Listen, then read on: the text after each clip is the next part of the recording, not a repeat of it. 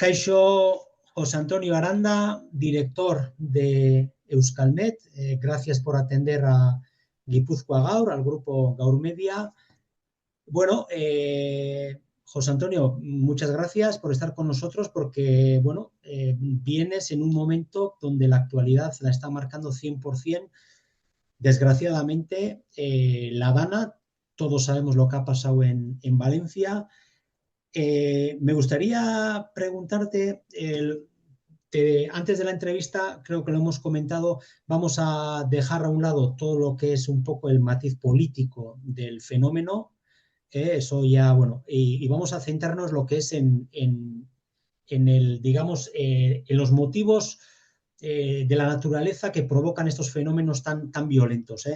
La primera pregunta me gustaría hacerte es lo siguiente. Para el vasco a pie de calle, la persona que no es ningún entendido de lo que son fenómenos meteorológicos, ¿cómo le podrías explicar de una manera sencilla qué es la dana y qué lo provoca? Bien, una dana es, como el nombre dice, una depresión aislada en los niveles altos de la atmósfera. Es lo que antiguamente llamábamos todo el mundo una gota fría. Entonces, ¿una dana qué es en el fondo? Bueno, pues todos sabemos que en la zona de los polos, ¿no?, en las zonas más nortes, la atmósfera está muy fría. Y está muy fría en las capas bajas y también en las capas altas, ¿no? Y en cambio en el Ecuador está muy cálida, ¿no? Y está normalmente muy cálida en las capas bajas y en la parte de arriba pues está más fría, porque siempre que subimos hace más frío, pero sigue estando mucho más cálida que la zona a la misma altura que los polos, ¿no? Y que hay un movimiento de toda la atmósfera que normalmente de esas ondas que se van formando, y esas ondas van trasladándose normalmente del oeste hacia el este, debido al movimiento que tiene la Tierra, que la Tierra está girando.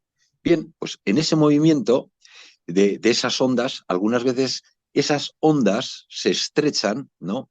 Y se desgajan. La parte fría, que es una borrasca, normalmente se desgaja y se va hacia el sur. Y algunas veces en ese desgajamiento, pues en la parte baja de la atmósfera, pues hay una borrasca, y en la parte alta hay un frío y punto, ¿no? Y no, bueno, es una borrasca una borrasca fría aislada de la zona fría, ¿no? Que no es lo más habitual, pero algunas veces hay. Pero algunas veces también solamente la parte de arriba se desgaja a varios kilómetros de altitud y una parte fría se desgaja y se queda más al sur que lo que les corresponde sin unir, sin estar unida con la parte fría de los polos, de la zona de polos, ¿no? Entonces, a eso, cuando tenemos en la parte superior de la atmósfera un aire frío que por todo lo alrededor, a la misma altitud, está más caliente, pues entonces a eso se le llama una dana. Ajá. Entonces, una dana no tiene por qué notar que en la parte inferior haya bajas presiones. Una dana es simplemente aire frío en las capas altas de la atmósfera, independientes, como hemos dicho, de la parte fría, de que está en los polos y todo eso. Entonces, bueno, algunas veces ese mismo aire, esa dana, tiene un movimiento bastante aleatorio normalmente, no se mueve de una forma muy clara porque está ahí en un mundo que no es suyo, ¿no?, por decirlo de alguna forma. Pero algunas veces, bueno, por efecto de que esa dana está cerca del mar, por ejemplo, y empieza a formarse algo de inestabilidad, ¿no?, por lo que fuera, y empiezan a formarse algo de nubosidad. Claro, cuando se forma esa nubosidad y encuentra aire frío arriba, claro, lo que hace es ese aire que va subiendo se va condensando. Y al condensarse, la humedad que no se ve, que es transparente, al condensarse, ¿qué es lo que ocurre? Suelta mucho calor. ¿Y qué es lo que hace? Que todavía la diferencia entre lo de abajo y lo de arriba sea todavía más grande, porque se va calentando, va soltando calor, toda esa humedad se va condensando, va soltando calor y todavía se va subiendo cada vez con más fuerza hacia arriba. Por eso son chaparrones muy fuertes los que se producen en este tipo de situaciones. Claro, ese tirón de aire cálido hacia arriba hace que abajo en la zona baja, a nivel de superficie, empiece a haber bajas presiones. Y entonces esa dana se convierte en una borrasca fría, abajo, que es lo que ha ocurrido en esta ocasión. Y esa borrasca fría se ha situado en una zona pues cerca del Golfo cerca del Estrecho, en esa zona. ¿Y qué es lo que hace eso? Que al girar en el sentido contrario una borrasca a las agujas de un reloj, mandaba viento en la superficie, que tenía un recorrido por una zona amplia de mar. Mar es el Mediterráneo. Mar Mediterráneo que está más caliente que lo habitual. Con lo cual, claro, este aire se va cargando de humedad al estar y choca contra las montañas de la costa levantina.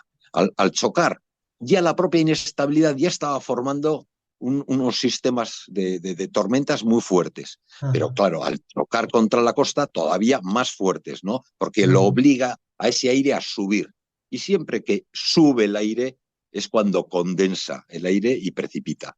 Entonces, eso ha generado, eso unido a otras cosas, como por ejemplo que hubiese convergencia de los vientos en superficie, divergencia en altura, etcétera, ha hecho que se haya producido una situación que era muy inestable, con muchas probabilidades de precipitaciones muy fuertes, torrenciales, ¿no? Y en algunos casos persistentes. ¿Qué es lo que ha ocurrido? Al final han tenido unas precipitaciones impresionantemente potentes, ¿no? Y durante bastante tiempo. Y eso es lo que ha traído toda esta problemática. José Antonio, gracias por explicarnos de una manera tan clara lo que es el fenómeno en sí. Me gustaría saber tu opinión. Bueno, en el rifirrafe político sí que se han hablado de, digamos, las consecuencias, ¿no? Una cosa es el fenómeno en sí, que bueno, que el ser humano está limitado, eso cuando viene, viene, pero otra cosa es cómo estamos preparados ante esos fenómenos, ¿no? Dentro del rifirrafe político, bueno, pues los partidos del gobierno, los de la oposición, se han echado en cara, por un lado, la falta de ciertas infraestructuras, por el alto coste que podrían haber mitigado las consecuencias de esta dana. Incluso se ha hablado de, la demolición de ciertas presas que digamos que ha dejado el terreno abonado para unas consecuencias tan terribles como los estamos viendo. ¿Tu opinión respecto a una vez que viene un fenómeno así y lo tenemos encima y eso sí o sí hay que gestionarlo, lo que es el mapa de infraestructuras que tiene una comunidad es tan importante a la hora de decir, ¿se puede frenar algo o mucho las consecuencias de un fenómeno tan fuerte como esta dana? Vamos a ver, varias cosas. Me has preguntado muchísimas cosas a la vez. Vamos a ver, primero, tema de presas. Que yo sepa, la única presa un poco grandecita, muy poco grande, o sea, una presa pequeña, que se haya quitado, que tenga algo de capacidad de laminación, está en Navarra pegando a Euskadi, de Sarticucha. Todas las demás son presitas de 1, 2, 3, 4, 5 metros de altura que no tienen absolutamente ninguna capacidad de laminación. Y son esas las que se están quitando para que pasen los peces, para que haya la vida vaya para arriba y para abajo, pero ninguna gran presa que yo sepa, aparte de esas, se ha quitado. Y encima no estaba en funcionamiento. Con lo cual, el tema este de las presas a mí me suena más a fake que a otra cosa. Luego, otra de las cosas que comentas es que si hace falta mucha infraestructura. A ver, la infraestructura, hay muchos tipos de infraestructura. Hay una infraestructura para captación de datos, radar meteorológico, estaciones meteorológicas, modelos meteorológicos, modelos hidrológicos, estaciones de aforo de ríos. Hay muchísima estaciones de altura del nivel de embalses, Hay muchísimos sistemas, y si esos sistemas no existen, es casi estar ciegos. Eso es lo que nos pasó en el 83. En el Ajá, desde 83, luego. en las inundaciones que tuvimos en Euskadi, no sabíamos dónde estaba lloviendo, Ajá, no sabíamos qué cantidad de agua estaba pasando por los ríos, ajá, solamente sabía aquel que se asomaba y lo veía. Punto. Y se imaginaba si el río estaba subiendo o bajando, porque tampoco no es fácil saber si un río está subiendo o bajando, ¿eh? A no ujú, ser de que sea exageradísimo su crecimiento o su bajada, ¿eh? ajá, Entonces, no se sabía nada y dices, ¿y por qué no se sabía si estaba lloviendo o no? Pues porque fallaron también las comunicaciones, las únicas que había en aquella época prácticamente eran las de telefónicas, ajá, y también fallaron, con lo cual no se sabía absolutamente nada. Claro, aquello es lo que hizo al gobierno vasco decir, nos tenemos que poner las pilas. Y de ahí ha surgido, pues, URA, la Agencia Vasca del Agua, de ahí ha ajá. surgido Euskalmet, bueno, el burro detrás, ¿no? La Digamos Dirección que, de Atención de Emergencias y Meteorología, donde estamos, ajá, SOSDEIAC, un ajá, montón de cosas en las que, bueno, pues ahí se dijo, no nos puede volver a pasar esto, vale, ¿no? Y se ha hecho ajá, muchísima inversión en todas estas cosas que estoy comentando. O sea, ajá, no solamente en las instituciones, sino en una red de estaciones meteorológicas muy amplia, radares meteorológicos, aforos, ajá, eh, muchísimas cosas. Sin información no hay conocimiento. sí, Eso nos tiene que quedar clarísimo a todos. vale, Conocemos las cosas porque hay información, porque hay datos. Y cuando hay datos, empezamos a comprender las cosas y a agarrar al toro por los cuernos, ¿no? ajá. José Luego, Antonio, otra cosa es decir, bueno, ¿y si cae lo que ha caído, tendríamos problemas o no? Por supuesto que tendríamos problemas. mira, Lo que ha José caído es Antonio, una perdóname, auténtica perdóname un burrada. segundo, ¿eh? Un segundo que Sí. justo acabas de enlazar con la siguiente pregunta, que tenía dos más para formularte. Es Uh-huh. justo, acabas de decir, si nos hubiera tocado, ¿no? Es decir, la pregunta iba por ahí ya. Es decir, un fenómeno así es factible en la zona norte de España, zona cantábrica, porque creo, seguro que lo habrás leído, el fin de semana el grupo Vocento ha sacado, bueno, pues lógicamente toda una información extensa sobre lo que ha pasado en Valencia, pero a la vez una información que nos repercute, que era municipios, además nombrando municipios concretos que se cree que en un fenómeno así podrían estar, digamos, en zona un poco de peligro, ¿no? Se hablaba aquí en la zona de Guipúzcoana, se hablaba de Azpeitia, se hablaba del Goibar y se hablaba de Tolosa concretamente. Eso te iba a preguntar, es decir, ¿es un fenómeno que está unido a lo que son climas mediterráneos o nos podría tocar? Vamos a ver. Eh, lo que tocó una vez puede volver a tocar sin ninguna duda.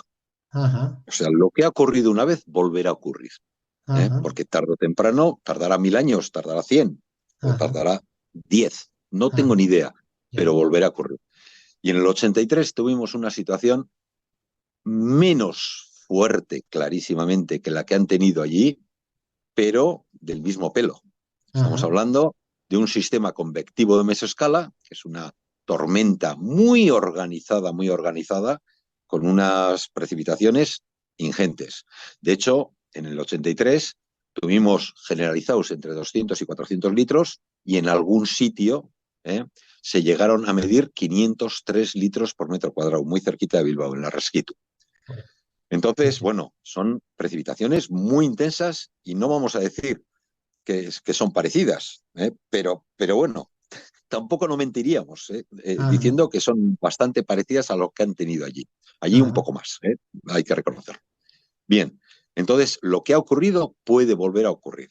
Y si volviera a ocurrir eso, volveríamos a tener problemas, ajá, clarísimamente. O sea, volveríamos a tener problemas, y problemas muy serios, muy ajá, serios. Pero también digo que estamos infinitamente mejor preparados. Pues, por ajá, ejemplo, en Basauri se han hecho obras. Se han hecho obras y se ha abierto el canal de Zorrozaurre. Ura ha realizado cantidad de obras en el Urumea, en los sitios más críticos que tienen una solución. se han puesto medidas para solucionar. Y además se han puesto sistemas para medir e incluso para predecir. Se predice la meteorología y también se predice la hidrología. O sea, nosotros predecimos la meteorología y URA, la Agencia Vasca del Agua, predice la hidrología a partir, o sea, qué caudales se van a alcanzar. Entonces, con este tipo de predicciones, se está muchísimo mejor preparados, porque cuando tienes ya una situación en la que dices, hombre, tiene peligro la situación. Entonces, claro, es que ya de días antes ya estamos en conversaciones con URA. Y ya están calentando ellos sus modelos y nosotros los nuestros. De forma que antes que incluso haya una situación muy problemática, antes de que empiece a llover incluso, ya se han reunido las mesas de crisis o incluso ya se ha activado el plan de inundaciones. Y ya ha cogido el control el Lehendakari o el consejero, el consejero de seguridad. Correcto. Entonces, partimos de una situación en la que, hombre, aquí llueve mucho, hay muchas veces con pequeños problemas y eso también, muchas veces de pequeños problemas sirven para ir engrasando la maquinaria, que es fundamental, porque un problema que ocurre solo una vez y en 500 años, te aseguro yo que no va a funcionar, pase lo que pase. Claro, claro. Oye, porque no está engrasada. José Antonio, vamos a ir terminando la entrevista respecto al DANA. Me gustaría hacerte una pregunta, no sé si desde el punto de vista científico o más desde un punto de vista personal tuyo. Acabas de comentar, decir, oye, mira, tuvimos sufrimos este fenómeno el año 83 en nuestras carnes en Vizcaya y lo que has dicho tú, ¿no? Si ha ocurrido, estemos preparados, no sabemos si va a ser en el corto, medio, ojalá sea en el muy largo plazo, pero hay opciones de que vuelva a pasar y aprovechémonos de toda la tecnología para estar mejor preparados, mejor organizados y para que las consecuencias de eso sean las mínimas posibles, ¿no? Dentro de la gravedad. La última pregunta es la siguiente. Tu opinión, estos fenómenos que hemos vivido, bueno, la del 83, que entonces ya nos hablaba entonces no, el tema del cambio climático no estaba sobre la mesa, ahora sí que está plenamente vigente. Es decir, ¿cuál crees que es tu relación, si es que no la hay, si es que la hay fuerte, respecto a los cambios, el cambio climático que estamos, bueno, que según muchos científicos existe, y estos fenómenos que estamos, es decir, no sé si estamos predisponiendo el clima para que pase con más asiduidad o que pase con más violencia de lo que antaño solía pasar. No sé, un poco cuál es tu reflexión respecto a esto. Bien, vamos a ver. Yo he sido una persona, llevo ya 30 y tantos años trabajando en este tema y me ha costado convencerme del tema del cambio climático. Me ha costado porque la atmósfera es muy ruidosa y porque los primeros años, los años 90, la señal no era demasiado clara. Entonces, decía, y si es ruido, simplemente ruido de unos años hay más, otros años hay menos, temperaturas, siempre ha cambiado el clima.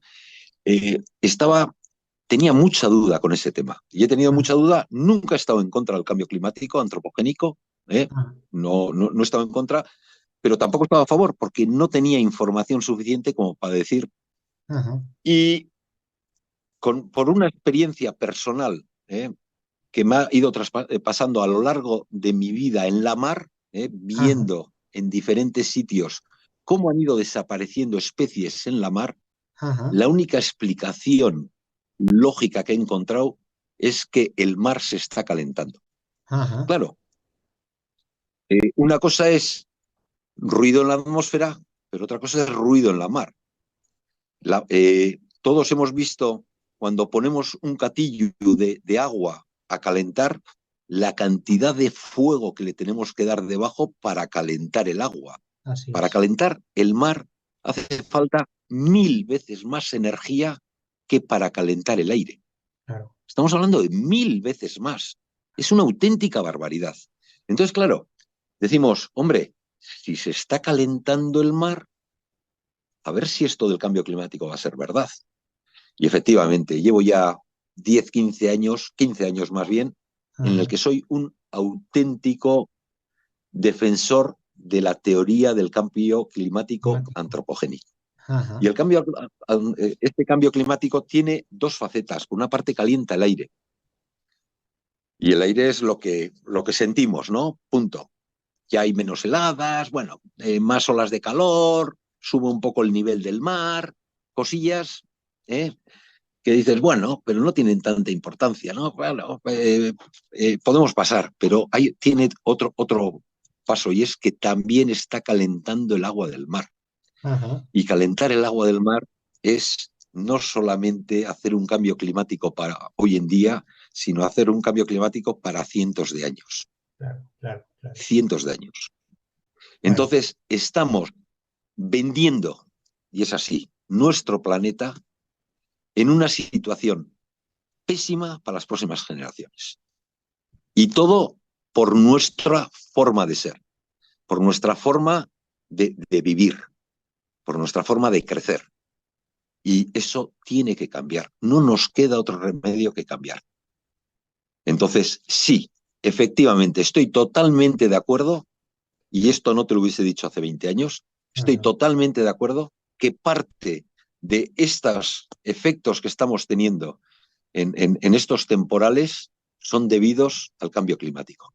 O sea que no solo eso, muchas más cosas, muchísimas más cosas, pero eso también. Estamos influenciados por el tema de cambio climático, entre comillas, antropogénico, porque cambios climáticos siempre ha habido a lo largo de la historia. Pues ya te agradezco esta reflexión personal y un poco, ¿no?, la evolución que has tenido respecto a un tema tan hablado, tan debatido, y un experto como tú, pues bueno, pues esa evolución de al final darse cuenta de que parte de los efectos que estamos sufriendo, parte es debido a la actividad humana, está claro. José Antonio Aranda, eskerrik asko por estar con la comunidad de Gaur. Ofreceremos la entrevista interesante en días que no se habla de otra cosa a toda la comunidad, sobre todo en redes sociales de Gipuzkoa Gaur, Bizkaia Gaur y Araba Gaur. Y gracias y hasta otra ocasión, José Antonio. Hurrengo arte. Venga, hurrengo arte, agur.